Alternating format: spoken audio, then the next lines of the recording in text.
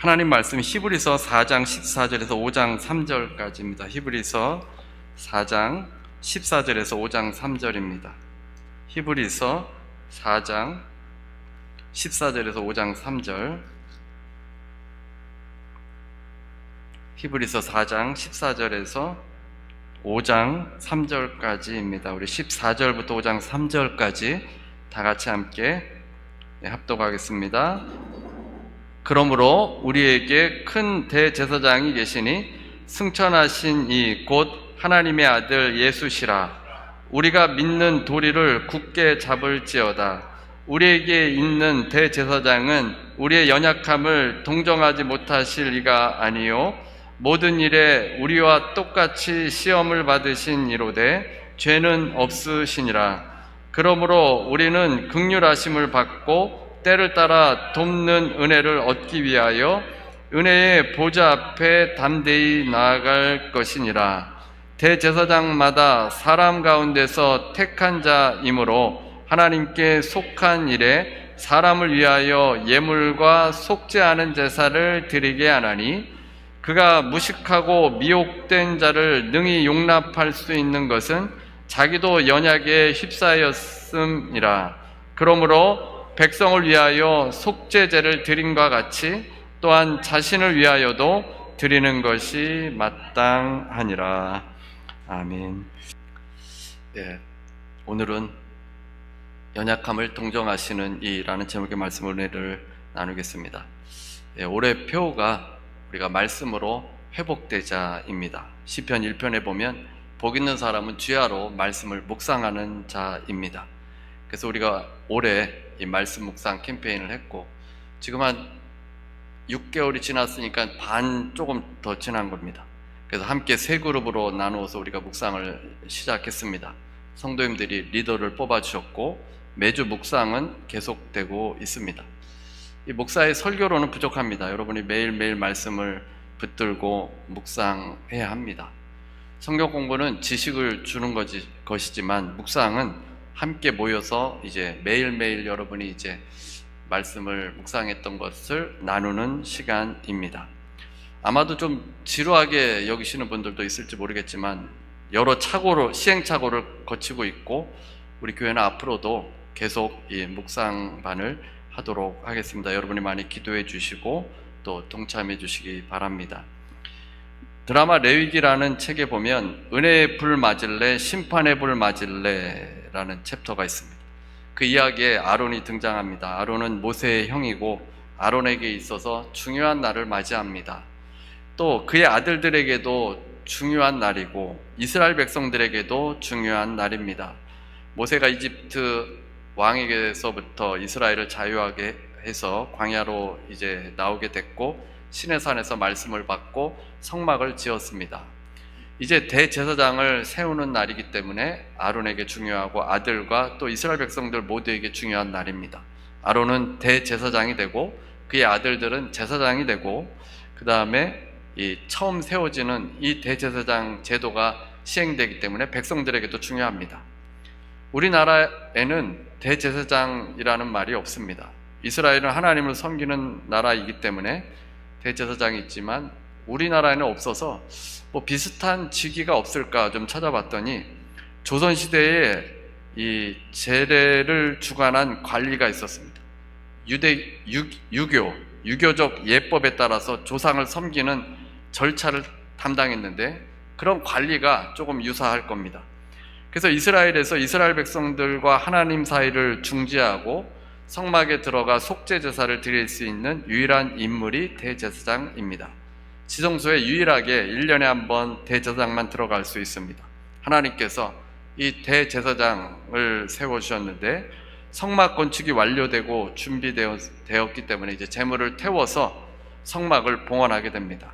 모든 기물에 관유를 바르고 또 제사장에게 기름을 붓습니다. 제사장은 하나님과 사람 양쪽을 중재하는 사명을 가졌습니다. 그러니까 제사장은 쉽게 이야기하면 다리를 놓는 사람입니다. 하나님과 사람, 그냥 다리를 연결하는 사람, 둘이 이제 통할 수 있도록 연결해 주는 사람이 제사장입니다. 백성들은 제사장을 통해 성소에서 하나님께 제물을 바치며 하나님께 나아갈 수 있었습니다. 성막이 세워진 이후에 제사장 없이 하나님께 나아갈 수는 없었습니다. 그래서 제사장이 세워지는 날은 백성들에게도 중요한 날입니다. 그래서 이스라엘에게는 대제사장이 있고 제사장들이 있습니다. 일반 제사장들의 옷은 간단했습니다. 기본 예복을 입고 허리띠를 맨 다음 머리에 관을 썼습니다. 그러나 대제사장의 의복은 굉장히 복잡합니다. 많은 보석과 그리고 복잡하고 화려하고 또 대단히 비쌌습니다. 기본 예복과 최고급 청색 염료로 염색한 겉옷이 있었습니다. 최고급의 삼색실에 금실까지 섞인 예복과 흉배가 있고 금패를 두르고 또 머리에 쓰는 관이 있었습니다. 그러니까 이스라엘에서 제일 좋은 옷은 대제사장이 입는 옷입니다. 그런데 여러분은 대제사장입니까? 제사장입니까? 우리가 말씀을 알지 않습니까? 신약에 살아가는 우리들을 제사장이라고 합니다. 하나님과 사람을 연결하는 사명이 우리에게도 있기 때문에 제사장인데, 여러분은 제사장급입니까? 대제사장급입니까? 신학자 김경렬 교수는 대제사장급에 가깝다고 했습니다. 제사장 수준이 아니라 대제사장 수준이라고 했습니다. 예수 믿는 사람은 다 왕 같은 제사장이기 때문입니다. 유일하신 대제사장이신 예수님의 손을 잡고 구약의 대제사장처럼 지성소에 입장이 가능하기 때문입니다. 제사장은 지성소에 못 들어갑니다. 대제사장만 지성소에 들어갈 수 있습니다. 제사장이 들어갈 수 있는 것은 그 내 성소 안에만 들어가지 지성소에 들어갔다간 죽습니다. 대제사장만 들어갈 수 있는데, 우리가 예수님의 손을 잡고 지성소까지 들어갈 수 있으니까 우리는 대제사장급인 것입니다. 그 옷이 바로 거룩한 옷, 예수님이 우리에게 주시는 옷입니다. 유일한 대제사장이신 그리스도로 거룩한 옷을 입은 존재들이 바로 우리들이고 영화로운 존재들입니다. 우리가 잘 인식하지 못할 뿐이지 거룩한 옷을 입은 사람들이 되었습니다. 예수께서 우리에게 놀라운 직위를 주신 것입니다. 예수께서 대제사장이 되어주셔서 우리도 같이 따라오도록 해주신 것입니다. 대제사장급이라니 얼마나 우리가 존귀한 존재들입니까? 별로 와닿지 않습니까? 우리가 정말 존귀한 존재들이라는 겁니다. 다 귀한 존재들입니다. 오늘 본문에 보면 예수 믿는 자들에게는 대제사장이 계시다라고 말씀해 주고 있습니다. 14절 보겠습니다. 14절.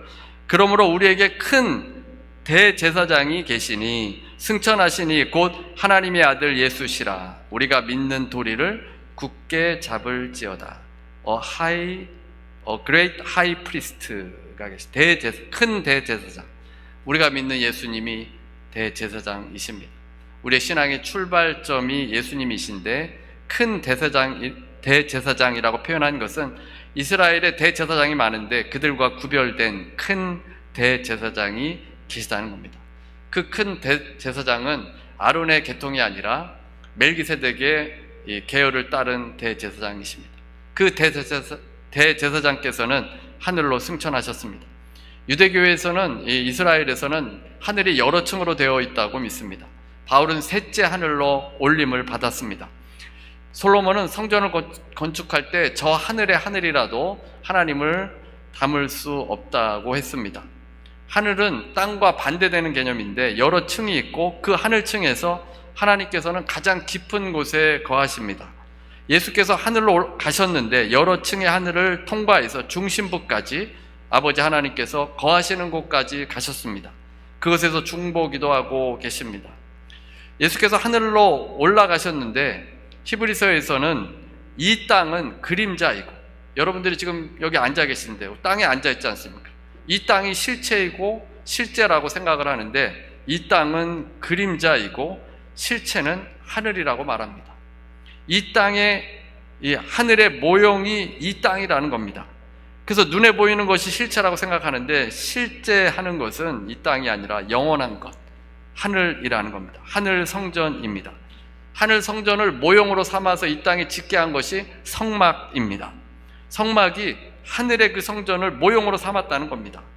십자가 희생은 예수께서 자기 몸을 제물 삼아 하늘 성전에 드린 것입니다.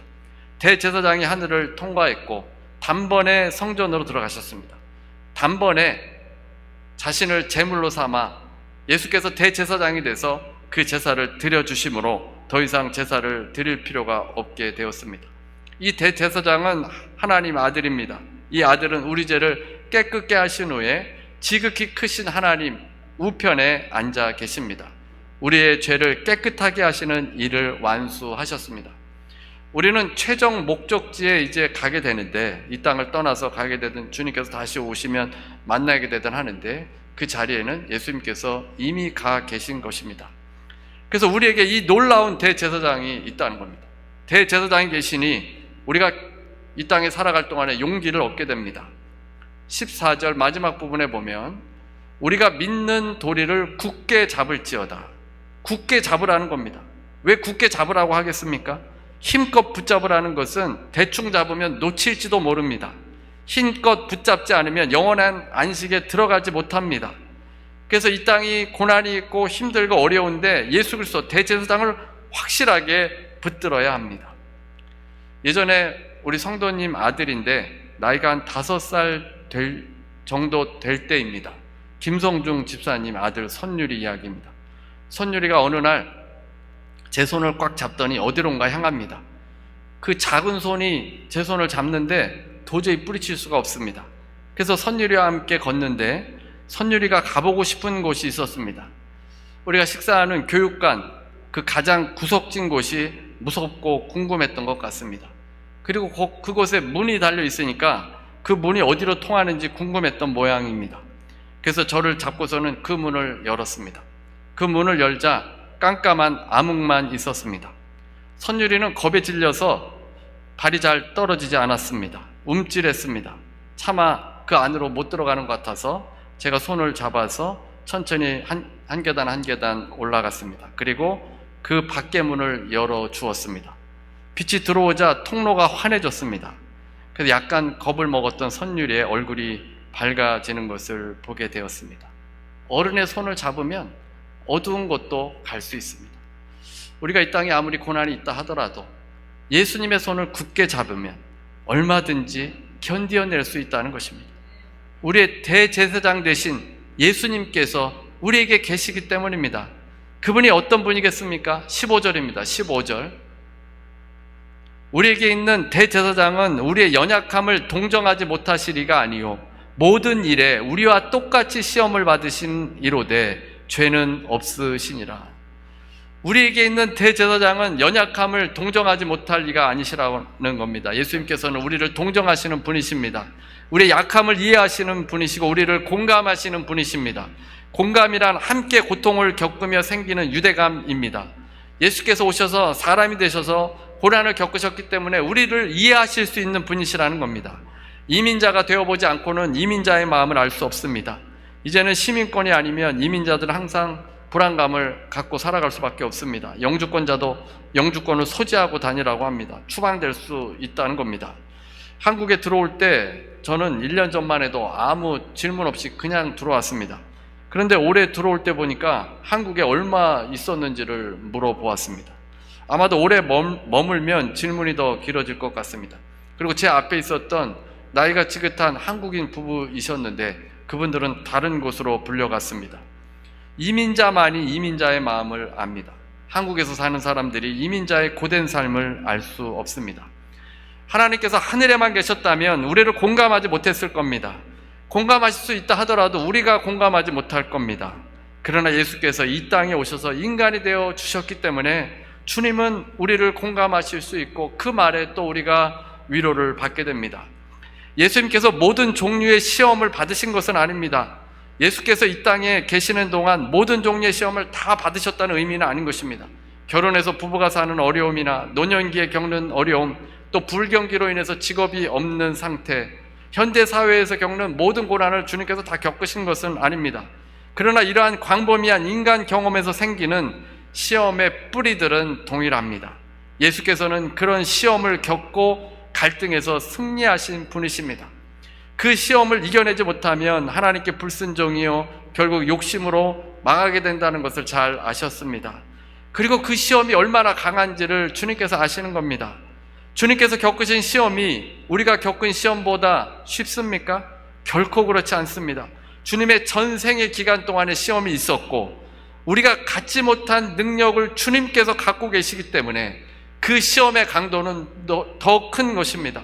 이 세상에서 주님은 온전하신 분이시고 강한 능력을 가지신 분이 그 시험을 당할 때 인내로 다 받아들이신 것입니다. 주님은 한 번도 자기를 위해서 힘을 사용한 적이 없습니다. 하나님의 나라를 위해서, 하나님을 위해서 그 힘을 사용하신 것입니다. 그래서 어느 누구도 예수께서 당한 영적 고독과 인간적 고뇌를 겪은 사람은 없습니다. 그렇기에 주님께서는 우리가 시험 받을 때 도우실 수 있는 분이시고 우리를 긍휼히 여겨주시는 분이십니다. 예수님을 잘 믿다가 신앙을 떠나는 사람들이 있습니다. 찰스 템플턴이라는 사람이 있는데 존 템플턴과는 다른 사람입니다. 그는 빌리 그레함과 함께 대중 전도에 나아가서 설교를 했던 유명한 사람입니다. 그런 그가 어느 날 기독교를 떠난다고 발표했습니다. 성도들은 놀라움을 금치 못했습니다. 왜 기독교를 떠나게 되었는지 물었습니다. 그는 어느 날 미국의 시사 잡지 표지에 나온 사진 한 장이 하나님에 대한 믿음을 잃게 했소 라고 했습니다. 그 사진은 오랜 가뭄으로 굶어 죽은 어린 아들을 안고 원망과 슬픔의 눈길로 하늘을 쳐다보는 북부 아프리카 여인의 사진이었습니다. 그리고 그는 81세 되던 해에 Farewell to God 이란 책을 썼습니다. 무신론자들에게 영향을 받아서 하나님과 예수님을 모독하는 책을 쓴 겁니다. 빌리 그레함도 당황스러웠습니다. 친구 템플턴은 하나님은 없다라고 하면서 빌리 그레함에게 순진하다라고 했습니다. 그러나 그레함은 하나님 안에서 답을 찾으려고 성경을 읽고 묵상했습니다. 그리고 그는 여전히 예수님을 붙들었습니다. 빌리 그레함은 이렇게 말했습니다. 아버지, 믿음으로 이 책을 아버지의 말씀으로 받아들이겠습니다. 지식적 의문과 회의보다 믿음을 더 앞자리에 두겠습니다. 성경이 아버지의 영감으로 된 말씀을 믿겠습니다. 그래서 빌리 그레함은 그 혼란 가운데도 예수님을 꽉 붙들었고 그는 예수님의 제자로 남게 되었습니다. 예일대 로스쿨을 졸업한 무신론자였던 리 스트로벨이라는 사람이 있는데 그 사람이 83세 된 템플턴을 찾아갔습니다. 리 스트로벨은 하나님을 안 믿다가 예수님을 믿게 된 아주 지적인 사람입니다. 그가 예수님을 믿은 후에 여전히 이성적으로 이 예수님을 믿을 만한가 이것이 궁금해서 템플턴을 찾아간 겁니다. 템플턴이 이제 무신론자가 됐다고 하니까. 그래서 하나님을 믿지 않게 된 템플턴을 찾아가서 그와 대화를 했습니다. 그는 치매의 두려움으로 떨고 있었습니다. 리 스트로벨이 예수님에 대해 묻자 템플턴이 예상 외로 이렇게 답을 했습니다. 그가 이렇게 대답했습니다. 나는 그가 그립다오 하면서 눈물을 쭉 흘렸다는 겁니다. 리 스트로벨은 그는 여전히 주님의 제자로 남았고 그는 좋은 책들을 예수님에 대해서 좋은 책들을 많이 편찬했습니다. 그러나 이 템플턴은 돌아오지 않았고 믿음을 버렸고 다시 회복되지 않았습니다. 주님을 그립다고 했지만 다시 회복되지 않았다는 겁니다. 예수님을 모독하고 한번 은혜를 받은 사람, 성령을 받은 사람이 주님을 떠나서 돌아올 수 있겠습니까? 저는 돌아올 수 없을 것 같습니다. 히브리서 6장 6절입니다.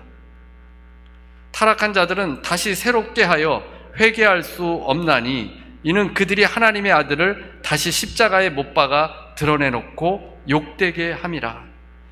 이 사람 타락한 사람들은 예수님을 믿어서 성령 받은 사람들입니다. 그 사람들이 다시 타락하면 주님을 모독하고 떠나버리면 다시 돌아오지 못한다는 말씀입니다. 그가 그립다오, 그 예수 그리스도가 그립다오 해도 돌아오지 못합니다. 다시 주님을 욕되게 한 사람, 다시 주님을 십자가에 못 박은 사람, 그 사람은 돌아올 수 없다는 겁니다. 교회를 잠시 떠난 사람과는 다릅니다. 교회 다니다가 시험에 들어 떠난 사람 다시 돌아올 수 있습니다. 그러나 주님을 욕되게 하고 타락한 사람 회개할 수 없을 수 있습니다. 주님께서 우리를 공감하고 도우시는 그 은혜가 너무나도 감사하고 그 은혜가 그립지만 교회를 떠나고 주님을 모독했다면 다시 회개할 수 없고 돌아올 수 없을 수도 있습니다. 그래서 우리가 주님을 믿을 때 굳게 붙들어야 합니다. 연약함을 동정하시는 대제사장 되신 예수님을 붙들어야 합니다.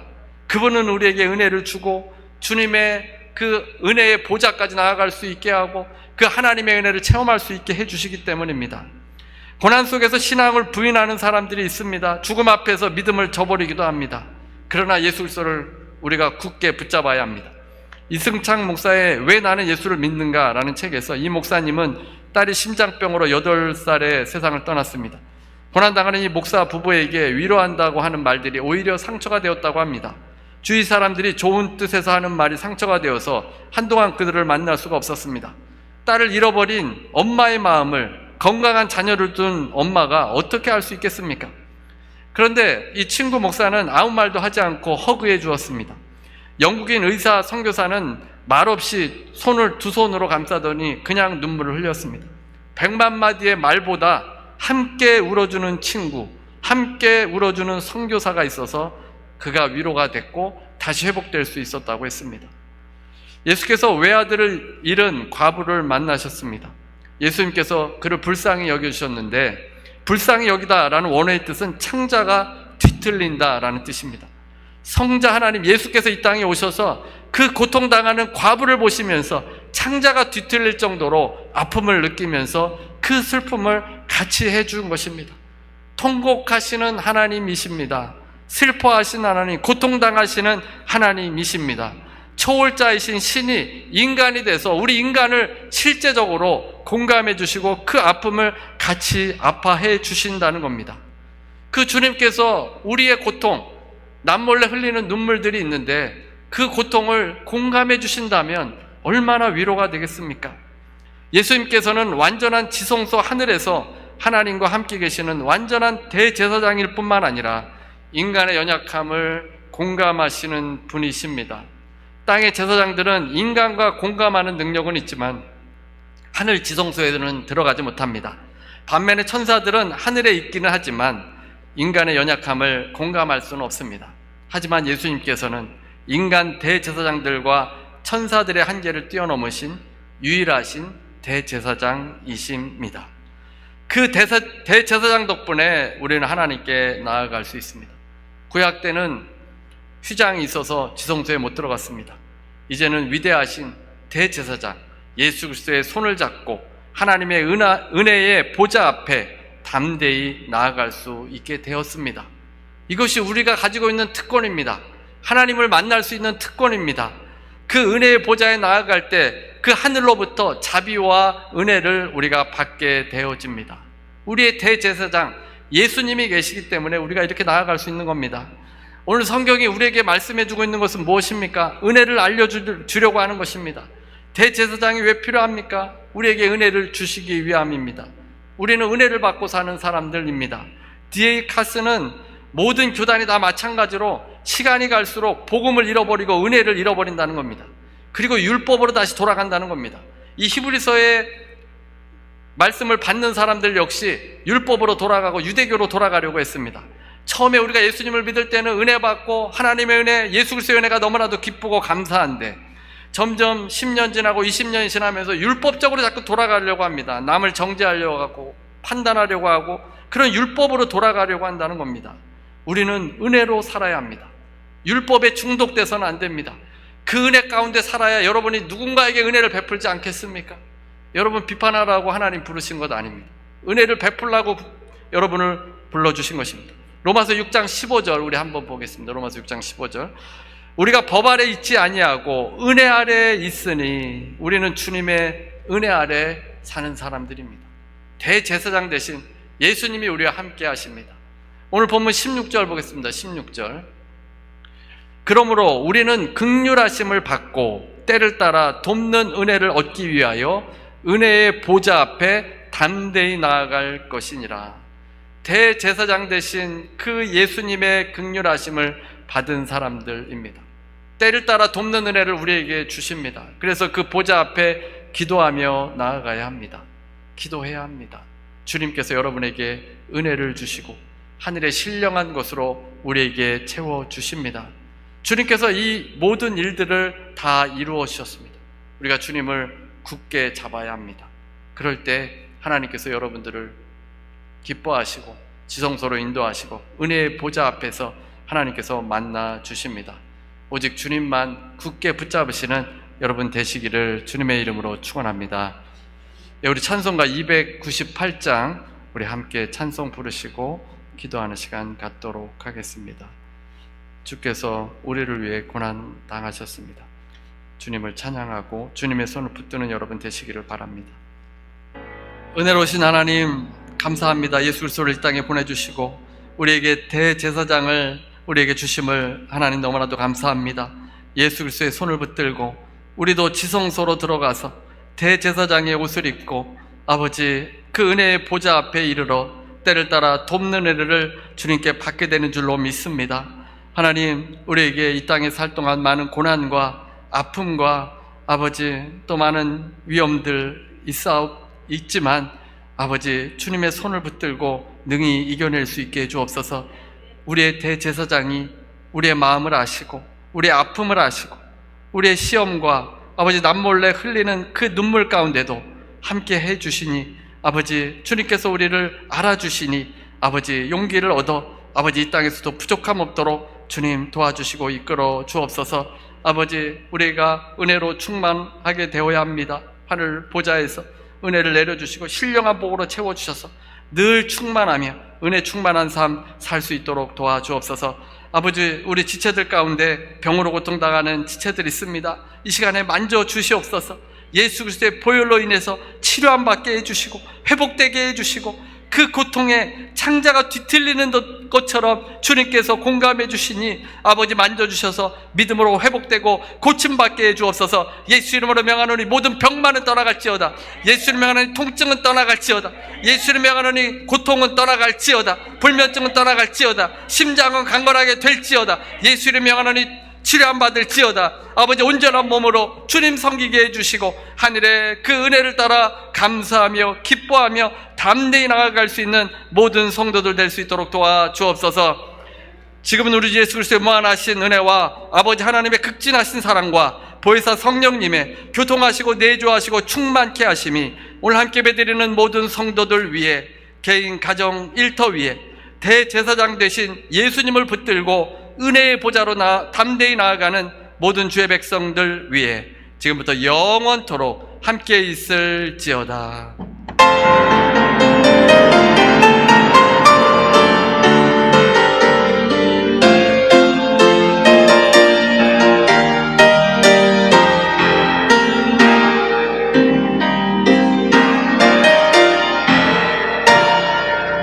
하나님께 감사의 박수 드리십시오.